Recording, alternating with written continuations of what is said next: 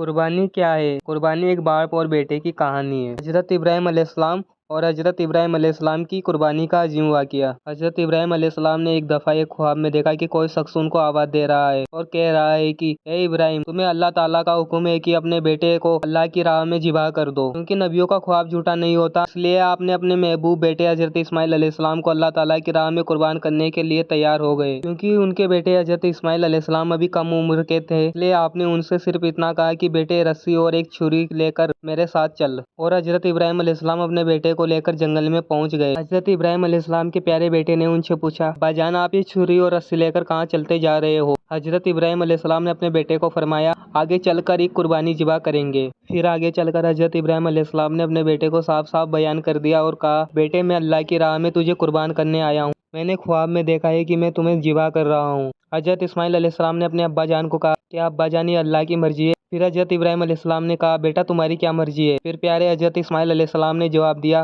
ابا جان، جب اللہ کی مرضی یہی ہے تو پھر میری مرضی کا کیا سوال ہوتا ہے؟ آپ کو جس بات کا حکم ہوا ہے آپ وہ کیجئے، انشاءاللہ میں صبر کر کے دکھاؤں گا۔ بیٹے کی یہ اتنی پیاری بات سن کر حضرت ابراہیم علیہ السلام بہت خوش ہوئے اور کہا، بیٹے، کیا تم اللہ تعالیٰ کی راہ میں ذبح ہونے کے لیے تیار ہو؟ جب حضرت ابراہیم علیہ السلام نے اپنے بیٹے کے بالوں کو سہلایا اور گردن پر چھری رکھی تو چھری نے گردن اسماعیل کو بالکل نہ کاٹا۔ آپ نے اپنے زور سے چھری چلائی تو آواز آئی، تم حکم الہی کی تعمیل کر چکے ہو اور اس خطرناک امتحان میں کھرے اترے ہو۔